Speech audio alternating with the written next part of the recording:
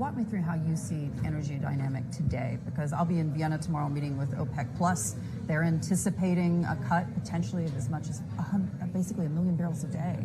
And there are a lot of worries, frankly, about what that could do to energy prices in this part of the world. Do you think that's a mistake on their part? I think it is a mistake on their part.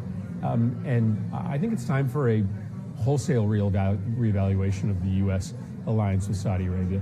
What's the point of looking the other way as the Saudis chop up journalists and repress political speech inside Saudi Arabia if, when the chips are down, the Saudis effectively choose the Russians instead of the United States? We've been very clear with them. We need them right now, right? We need them to take some steps that, may affect their short-term bottom line when it comes to oil revenues, but allow the Western alliance to survive this challenge from Russia. And it seems that either the Saudis aren't willing to stand with us or have to be pushed really hard to stand with us. And I just don't know what the point of the current alliance is if we have to work so hard to get the Saudis to do the right thing. So President Biden's visit to Saudi Arabia was a mistake in your mind, or just a failure? Because it clearly hasn't elicited anything that the administration was hoping. I think the president's visit does not seem to have gotten us from the Saudis what we need. There's also news of the truce in Yemen falling apart this week. I think you got to be very careful to do business with the Saudis these days. You're condoning and associating yourself with a brutal regime, and a regime, frankly, that doesn't seem to be willing to stand with its allies in Europe and the United States when we really need them. When you think about what happens next, obviously there's a plus in OPEC Plus, and that plus, of course, is Russia. Is that, to your mind, another on the list of litany mistakes that this so-called cartel has made?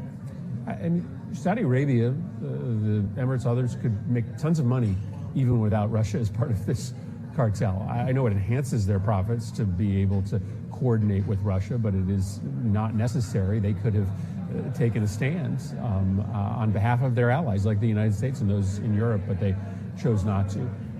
Listen, the path forward is through China and India. I mean, right now, China and India hold the cards with Russia.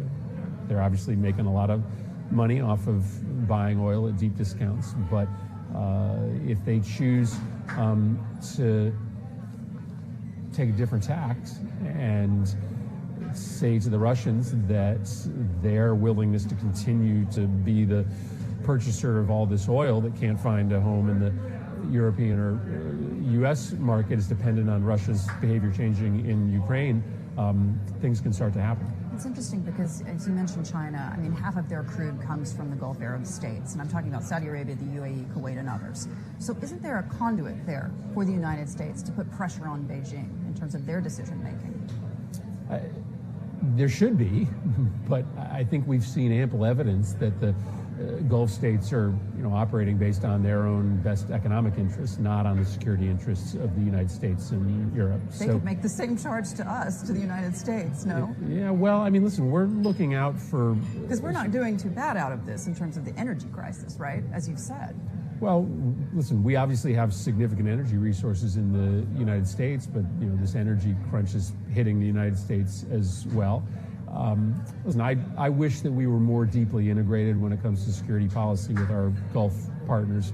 This is a moment that's exposed the fact that the Gulf states are going to choose profits, and that we shouldn't be so surprised that they're not aligned with us when it comes to the defense of democracy.